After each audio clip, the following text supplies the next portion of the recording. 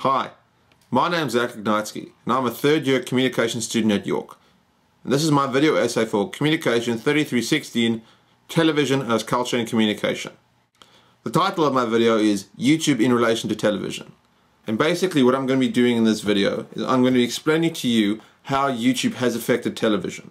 And I'm going to do that by first explaining how YouTube works, everything from its origin to the interworkings of YouTube, such as uploading and sharing videos, and the partnership program, or how people actually make money with YouTube. Then I'm going to be explaining to you the two main areas where YouTube has affected television. These two areas are the on-demand aspect that YouTube has introduced to media and the cross-pollination between YouTube and other media.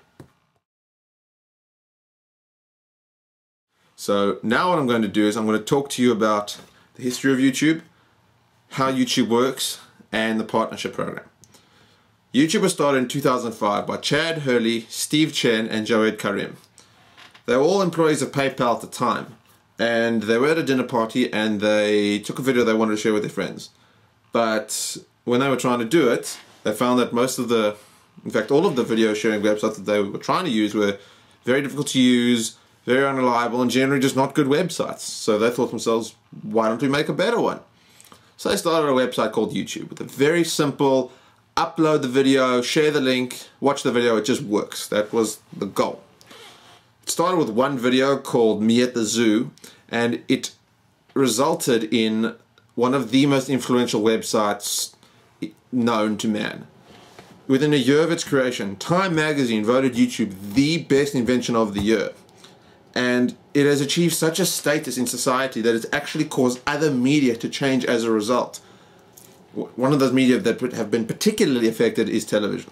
But before we get to that, how YouTube works is you film your video, you edit your video, you create an account, and you just upload it. And you put some tags so that other people can find it if they're just searching things on YouTube, and a little search bar at the top of the screen. And you can send it to your friends, you can post it on your Facebook, you can send it out in emails, and it's available for the entire world to see unless you put it on a private setting.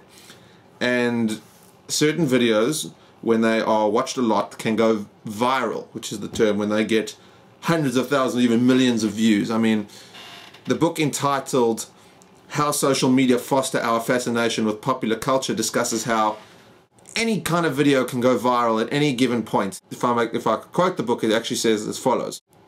Even a simple statement such as, I like turtles, a cry of, don't tase me bro, or a discussion of the Iraq can be the basis of YouTube stardom.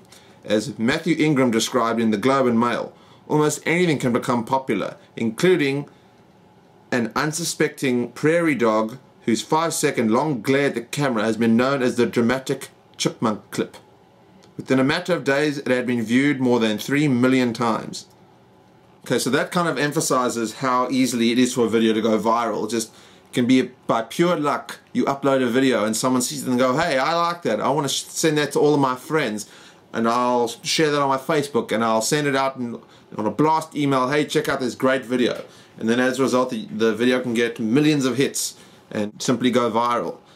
But stepping away from that comes the people who have YouTube accounts, and what they tend to do is that they will upload their own original content, and this can be anything from their own songs to comedy sketches, or just their opinion of them sitting at a computer like I am now.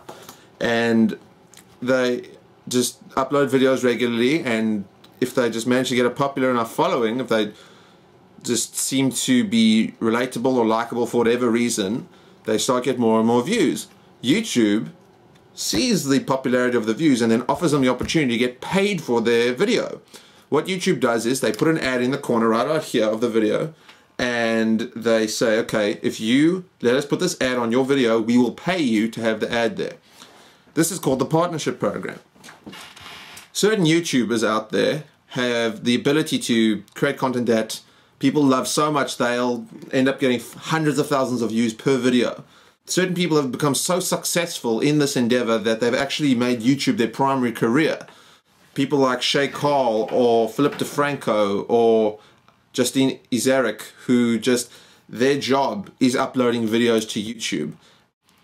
they could potentially make a huge amount of money because YouTubers get paid by the view. So if a video's got hundreds of thousands of views, even if it's like 1 cent each, it could be a potential unmitigated fortune.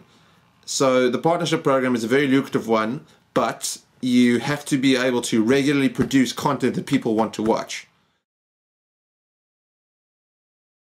Now that we have an understanding of how YouTube works, we can analyze how it affects television. Now, the first way that it affects television is through its on-demand feature. When you search a video on YouTube, you can just watch it. It's sitting there waiting for you, and you can just look it up whenever you want. Television is the antithesis of that. You have to watch what they tell you to watch on their schedule. If you don't want to watch that, you can go to another channel, you can just stop watching. On YouTube, you can watch whatever you want. This is causing a great problem to television, as people tend to veer more towards YouTube than television as a result. In fact, in the article called Lost on the Web, Does Web Distribution Stimulate or Depress Television Views?, they did a study on whether or not people watch more television or YouTube. And when they asked, where do you get most of your television content from, YouTube was by far the most common response. 224 out of 283 respondents listed YouTube first. This is essentially saying that people are actually watching more TV on YouTube than on TV. This in turn affects what is known as flow. The term flow in relation to television studies is when you're watching a TV show and you just keep watching show after show after show, that's called flow. It's uninterrupted, you just keep watching the ads, keep watching the shows, not even because you like it, just because it's there. Now with YouTube, flow is completely disrupted. You don't need to rely on TV for entertainment. If you are watching How Much Mother and then something boring comes on after, you don't have to watch it anymore. You can go watch something else. You can go and look up something on YouTube that you haven't seen yet, or you can look at your subscription box, because on YouTube you can subscribe to people. This is causing huge problems with major TV networks. In fact, Viacom and Fox recently had a huge legal battle with YouTube because the content that was being uploaded of their programming was actually getting more views on YouTube than on the show itself. And this was because they could watch it whenever they want. They didn't have to wait for the show to be on the network. The viewers could just watch it at their leisure. Now, if we go back to the source known as How Social Media Foster Our Fascination with Popular Culture, there's an excerpt that says, YouTube's slogan, broadcast yourself, is a rallying cry for all consumers to be broadcasters, whether of their own content or television content. In this sense, YouTube becomes your television tube, and consumers may question whether broadcast television is even necessary. Essentially what this is saying is that because YouTube is on demand and you can even upload your own content, people are questioning whether or not they need television at all, because they feel that YouTube is their own personal media source, because they can take in and they can put out. I actually spoke to Vidal, one of the biggest Canadian YouTubers, on the matter, and this is what he had to say. For the past 60 years, all forms of media, whether it be television and also radio and film, were top down, whereas you have the production companies who control, this is what you're going to watch, this is the type of videos we're making, and I mean, before VCRs, you watched what was on TV and that's it. And big production companies made movies and you would see them in the theaters, and if they came out, that was it. And YouTube has really changed that, because now we as an audience can say, this is what we want to watch, and the views speak for themselves. In essence, what Corey is saying here is that he likes how television is actually realizing that YouTube is becoming a very strong force in the world of media, because people are much more likely to start watching content on YouTube than content on television.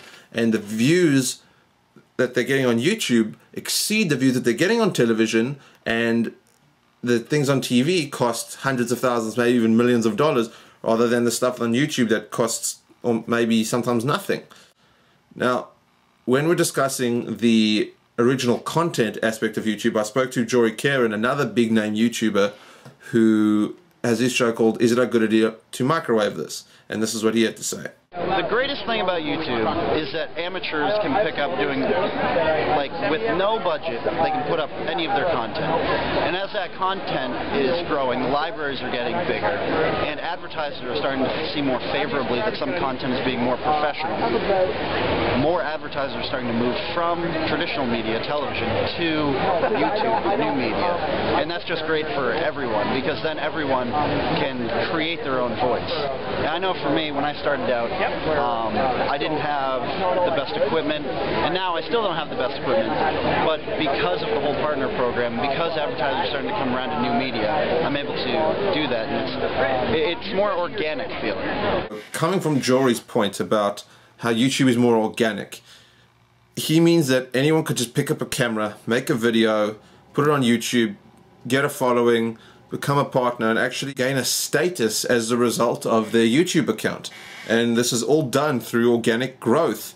Sometimes this is so effective that they can actually become iconic as a result of YouTube. One example of this is Philip DeFranco. With his YouTube show, The Philip DeFranco Show, he has become an icon for news reporting. He's done this because he's been on YouTube for a number of years, and his show involves a 6 or 8 minute video of him reporting on things that he finds interesting. Now, the reason this is so iconic is because A, he reports on a number of different things, including politics, celebrities, gaming, technology, whatever he feels like reporting on. He also makes it very easy to understand and will use an analogy that is very simple if the issue is very complicated. But the main thing that makes him so iconic is that he does not allow his own biases to influence the way he reports. He reports the information, says, this is the way it is, this is what they say, this is what they say. Here's what I think, what do you think? And in doing this, he's actually made himself a separate entity from news reporting in comparison to news shows on television, because they all have biases. The network doesn't allow their show to report on things in a way that goes against their political views. Whereas Philip DeFranco, he reports on the situation no matter what the information is, whether he thinks it's stupid, whether he disagrees with it, he'll say, this is what's happening.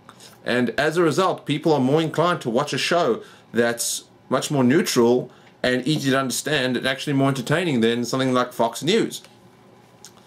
This causes huge problems for television because it means they lose ratings to YouTube. They need to make changes, but they don't quite know what to do, especially with that.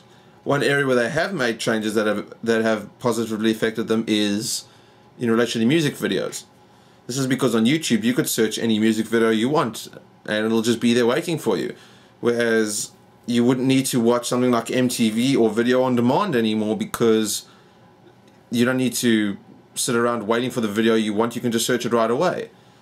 Artists and producers realized that this is becoming a problem because they were losing money and YouTube was getting views. So what they realized is, let's make Vivo accounts. And Vivo accounts are YouTube accounts specifically set up for professional music artists. So they can put their videos up there, they get the views, they get the money for the advertising, and they get all the exposure that they would have missed out on had they not done so. So TV has actually been completely changed because people are watching less of it, because the content on YouTube is just much more influential. So TV has to really try and accommodate the vast majority of society's desire for on-demand content that they prefer. Going back to Rogers On Demand, another example is Hulu. That's becoming a huge issue in terms of television and internet on-demand viewing. They also have something like Netflix, where they're concerned people are downloading too many movies, so they'll try to make a cheap and easier thing than downloading a movie that just costs $10 more than it would cost for nothing. So the more the on-demand aspect of YouTube grows, because there will be a progressive growth with that, the more TV is going to have to try and accommodate the consumers that they're trying to target, because they're losing out on advertising, they're losing out on viewership, and TV has already made changes but needs to continue to change in order to just keep up with YouTube.